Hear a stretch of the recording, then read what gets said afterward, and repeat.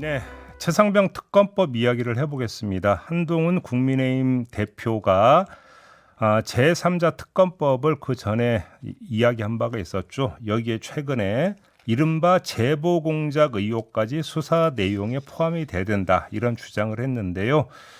관련해서 김규현 변호사 연결해서 입장 들어보겠습니다. 나와 계시죠? 네, 안녕하세요. 예. 김규현입니다. 일단 이전부터 여쭤보겠습니다. 제보 공작이라는 표현에 대해서 어떻게 받아들이십니까? 네, 어떤 정치적인 수사가 강하게 들어간 거라고 생각을 합니다. 예. 제보라는 것은 원래 본인이 알고 있는, 사인이 알고 있는 사실을 수사기관이나 뭐 언론이나 이런 데 알려주는 거잖아요. 누구나 알 수 있는 것이죠. 근데 거기다 공작이란 단어를 갖다 붙임으로써 뭔가 이상한 게 있는 것처럼 한번 예. 호도해보고자 하는 거라서 예. 그런 용어를 만든 것 자체가 저는 공작이다라고 생각을 합니다. 오히려 그게 공작이다. 제보 공작이죠. 알겠습니다. 아무튼 이 문제까지 특검에 포함시키자라는 주장을 했는데 어떤 입장이세요, 변호사님은?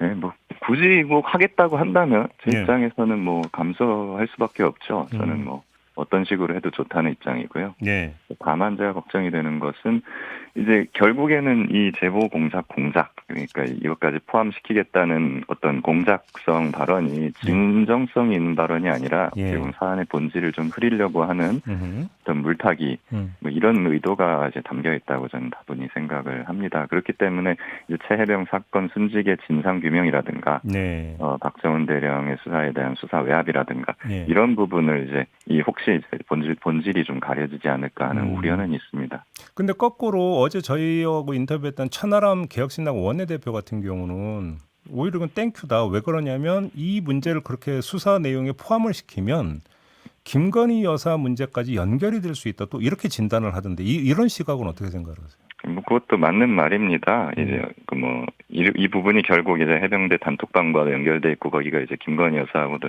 돼 있다는 의혹이 있는 상황이잖아요. 예. 그러니까 당연히 수사 쪽으로 뻗어나갈 수는 있는데, 예.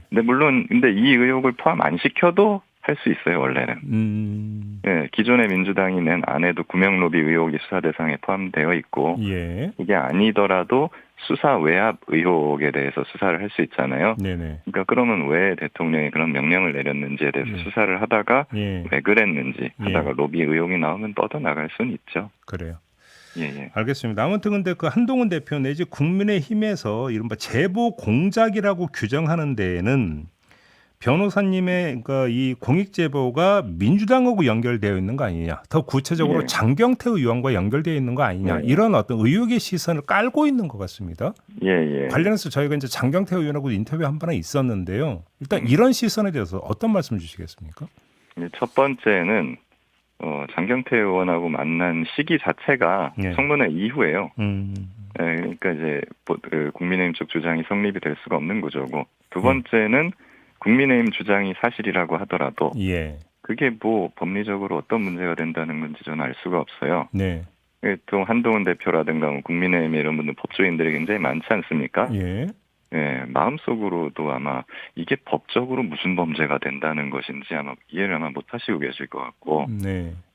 그렇기 때문에 그분들이 말하는 게 결국에는 공허하게 들릴 수밖에 없는 것이죠. 결국 정치적인 수사, 언론 플레이용이라고밖에 볼 수 없는 겁니다. 그러면 변호사님이 보시기에는 이 특검법 자체에 대해서 별로 의지가 없는 거 아니냐, 혹시 이렇게 보시는 걸까요?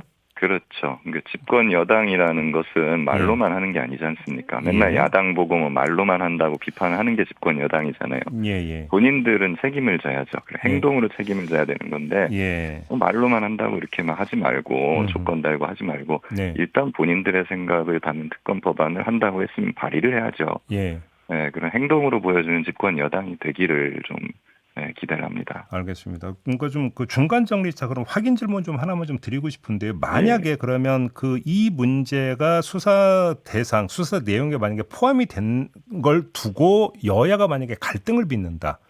이견을 보여서 특검법 합의에 이르지 못하고 있다. 그럼 어떻게 해야 된다고 생각하십니까? 글쎄요, 근데 이 부분을 포함시키냐 만약에 명백하게 이게 수사의 본류를 방해하려는 거라고 한다면 그 부분에 대해서 명확히 반대해야겠습니다만, 다만 근데 그런 부분에 대한 어떤 대세에 지장이 없을 정도라고 한다면, 본질이 방해받지 않는다고 한다면은 저는 진상 규명이 당연히 우선이기 때문에요. 예, 그거는 이제 야당이 받아야 되지 않을까요? 아, 만약에 저는 뭐 이게 수사를 받을 용의가 있습니다. 물론 개인 입장에서 수사를 받는다는 건 그러니까 뭐 죄가 있든지 없든지 죄가 없는 사람이라 하더라도 수사받는 건 상당히 부담이에요. 네. 그건 제가 검사를 해봤으니까 잘 알고 있어요. 근데 그럼에도 불구하고 저는 뭐 이제 이 최혜병 사건의 진상규명을 위해서 지금 뭐 1년째 온몸을 던진 상황이기 때문에 뭐 저는 이제 감수할 수 있습니다. 예를 들어서 여야 합의를 도출만 할 수 있다면 포함돼도 상관없다 이런 말씀으로 이해를 하면 될까요? 정리해서? 예. 그래요.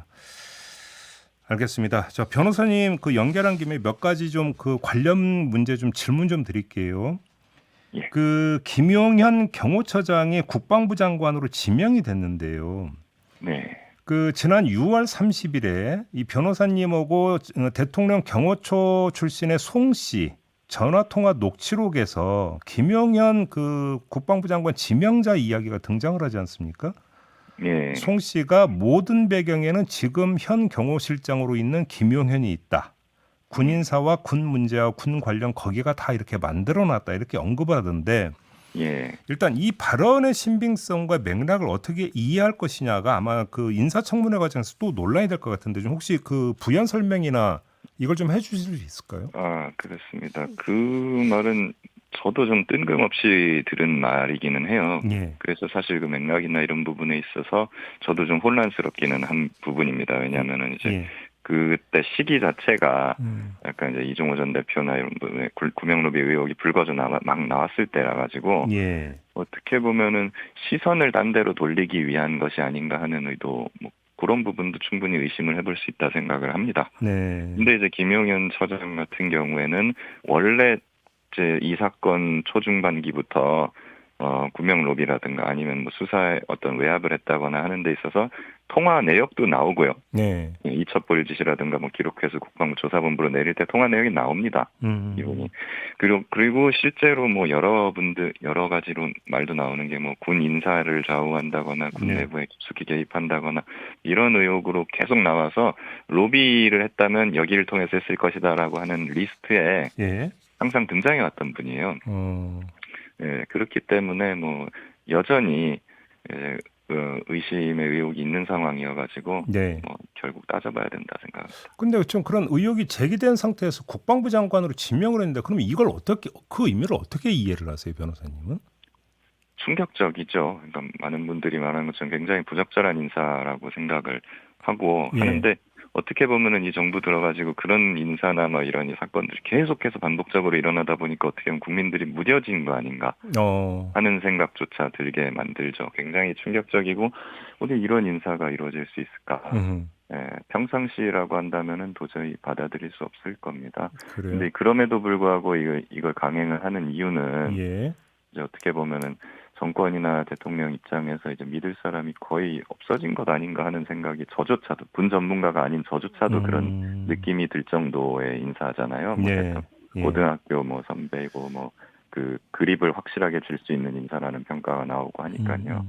네, 그런 관점에서 이제 최혜병 사건에 미치는 영향도 굉장히 악영향을 미칠 거라고 진상규명에 나쁜 영향을 줄 거라고 보고 예, 그거 외에 일반적인 그냥 우리 군이나 국방을 위해서도 걱정이 됩니다. 그러니까 쉽게 요즘 뭐 흔히 쓰는 표현으로 방탄용 성격이 있다 이렇게 보시는 겁니까? 그렇죠. 국방은 나라를 지키는 건데 이분이 나라를 지키려고 오는 것인지 대통령을 지키려고 오는 것인지 알 수가 없잖아요.